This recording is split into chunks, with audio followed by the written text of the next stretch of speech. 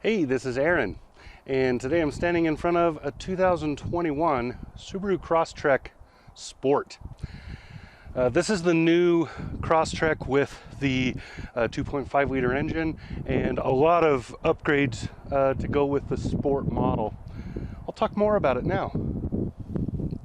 So if you're looking, you can see the side profile of the car. It looks about the same. They haven't changed a whole lot.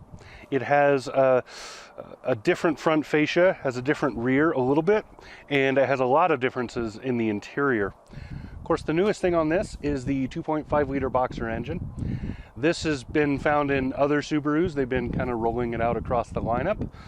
This produces 182 horsepower, which is just exactly right for this car. It's a punchy horsepower. It shows up really fast, and you have control over some of those metrics on the steering wheel. So different front grille. You can see this is very different from what it was before. A little bit tighter, thicker grille work here. Looks much more aggressive, which this car really needed. It was kind of getting boring, kind of a snooze fest. So they really did a lot to fix that. You can see the lighting is different along there, and the hood is a little bit different, a little bit flatter than it was before, and more pronounced on the haunch lines up here. So just nice looking. Now, standard from this point forward on this vehicle, so starting in 2021, those Eyesight cameras, you can probably just see them through the steering wheel. You can probably just see them through the windshield. Those two cameras up there, they do all of the adaptive cruise control, lane keeping assist, which is now standard, lots of stuff like that. That's your crash mitigation, everything else. All that safety equipment is now standard in this vehicle, provided you get the CVT model. If you get the manual transmission, not so standard. Ha, yeah, a little bit of a play on words there, see? Yeah, I know it's dumb. All right, I wanted to do this out in the winter, out in the hinterlands here, out on the trails. This is one of my favorite places to go. I am just above Pine Bluffs, Wyoming, standing at somewhere probably around 7,000 feet, 6,800 feet, something like that. I love coming out here. They have these awesome trails out here. I can articulate the car a little bit. I can, drive around in the dirt. There's sand and stuff, so I can simulate snow. I can do a lot of stuff up here to really test out a vehicle like this. And like every Subaru I've ever tested, this one, no problems with any of it.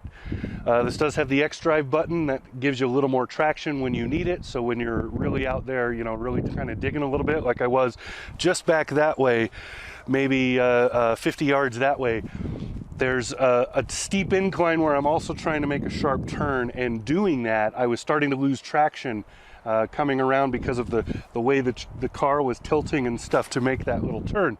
And this did beautifully when I put it in X-Drive. It starts throwing the torque around to whatever wheel has the best grip, and it just right around that corner did really awesome. So great vehicles. Subarus are still never get stuck. Love them.